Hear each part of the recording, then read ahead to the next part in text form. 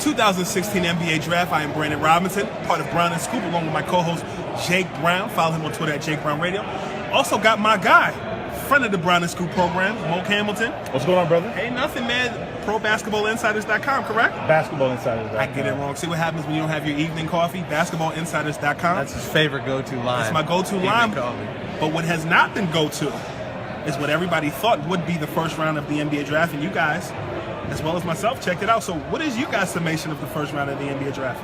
Want to start with me? All right, I'll take it first. Biggest surprise for me, Nick ain't going like this because Nick is an Australian as well, but Thon Maker going at number 10. Sure. Big surprise. I don't think anybody was really expecting that. Scalabissier, Caribbean guy from Haitian. Sac Passe, Mabule, right? Mabule. Me being a Jamaican guy, got a lot of love from the Caribbean guys. Sure. Big surprise. Those two big guys, we would have expected Scal to go early, Thon to go later. That's what the takeaway for me is. Mr. Brown? I'm also surprised by that, but the fact that 14 international players, it was a record for the first round in NBA history. I didn't expect that to happen. A lot of guys are available in the second round now who you thought would have went earlier. I was also surprised by the Nets. They went with a guy who's been injured 3 years of his college career at Michigan after trading Thad Young to get him. So that was surprising to me. The biggest surprise, but the obvious one, is the fact that 3 and 4, Jaylen Brown goes 3. Everyone thought he would go between 5 and 8. We said that earlier. That shake things up a little bit. Definitely a pretty crazy first round amongst all the other trades that went down. We had an NBA draft expert Ed Isaacson on today's episode of Brown and Scoop. You can check that out on play.it/Brown and Scoop. And I asked him on the show, Jake, if you remember, I said, this draft, 1 and 2, kind of reminded me of 2014, where you had two guys who, you wondered who would make an impact. For you guys, Ben Simmons, Brandon Ingram, who do you think 10 years from now will be like, wow? You gonna take it or you want me to take it? I'll take it. It's $1 million question. You done or are you finished? I think Simmons will be the better player. I think Ingram obviously needs to pack on muscle. I mean, that's a given. I think the problem with Simmons is, where is he going to play? What position? He's 6'10". He could play anywhere from shooting guard to center. That's the issue with him, but he's more talented than Ingram at this point. I don't think Ingram is going to be the next Kevin Durant. You can compare him to that because of his wingspan, because he's 6'10", he can shoot all that, blah, blah, blah. He's not Kevin Durant. That's a joke. I don't know why people do that just because of the body comparison. So I'll go Simmons. I agree. I don't disagree with that. I think what's really interesting, when you have a guy like Simmons that has all those skills, has the ranginess, has the vision, seems to have everything, you got to be able to put it together on the floor. And one thing that really is underrated a lot is the extent to which it's important to have a guy to teach him, right? To think about a guy like Anthony Randolph, who came in the league many years ago, a guy who had so many tools but never was able really to pan out at the NBA level.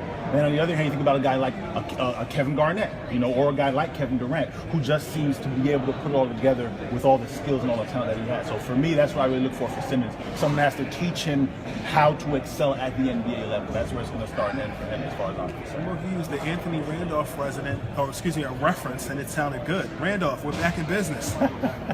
So second round is upon us. Any sleepers left so far?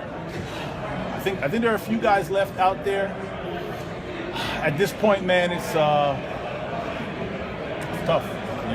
It's tough. My sleeper, I'm going with Diamond Stone. As of now, is still on the board, unless he just got picked. I had him on the first in the first round in my latest mock. I'm surprised he's still out there. Zucci, someone's going to steal for him. I think the issue with him that people have is young. Obviously, he's raw talent, but he's big, and I know you've talked to him, Scoop. He's going to be a good NBA player. It's going to take 3 or 4 years. But that's going to be a steal for whoever gets it. Raw guy from Maryland, if I'm not mistaken. Terps, baby. Terps. Your brother went to Maryland. My brother went to Maryland. Shout out to your brother. While we have you on here at CBS Local Facebook Live, NBA Free Agency is coming up. Who do you have pegged to go where that maybe people aren't even paying attention to?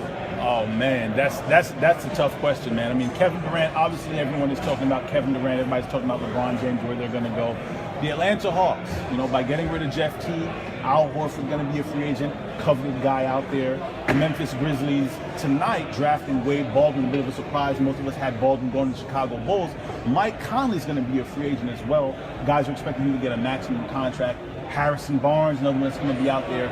These are guys who we know are going to be coveted. So many teams in the league. The cap going to be $94 million this summer. A lot of guys going to have a lot of money to spend. Very difficult to know where they're going to go, but each of those guys I mentioned, Horford, Harrison Barnes, I think that those guys might find themselves on new teams. RealGM.com reported today that I think Atlanta, the LA Lakers are some of the suitors that are looking for Al Horford. To that point, I'm curious. The big man is really the coveted thing. Hassan Whiteside and Festus Ezeli, do they stay with their respective teams? Ezeli, I don't know. I don't think so. Just because the Warriors, it's going to be so difficult for them to pay everybody. You know, Steph Curry's contract is coming up soon. You're going to have to pay him $25 million a year. If Ezeli goes out on the market and he gets offered for $15 million a year, which might sound like a lot, but it's not based on the new marketplace, it's going to be difficult for them to pay every single person. Whiteside in Miami, from what I hear, all indications are that they're willing to pay him to keep him because they like him that much. They believe in his potential that much. Did Rihanna say, pay him what you owe him? Jake Brown, you'll be writing throughout the course of the night for CBS Local Sports as well as CBS Sports Radio. What can the people at home be looking forward to in the next 24 hours? Before we go, how do we not talk about the Derrick Rose trade? I mean, the Knicks get Derrick Rose. They get a second-round pick. They get Justin Holiday. I thought it was a good trade for them, obviously, if he stays healthy. I think I liked Robin Lopez's contract because with the CBA, we talked about it, Festus Ezeli is going to be making more money than what Robin Lopez is making, which when you think about that, that's ridiculous. So I think if Rose stays healthy, it's going to be a fun Knicks team, and I think a team that could contend for that 8th seed. And are his best years behind him? If healthy, are his best years behind him, Moke Hamilton? If healthy, are his best years behind him?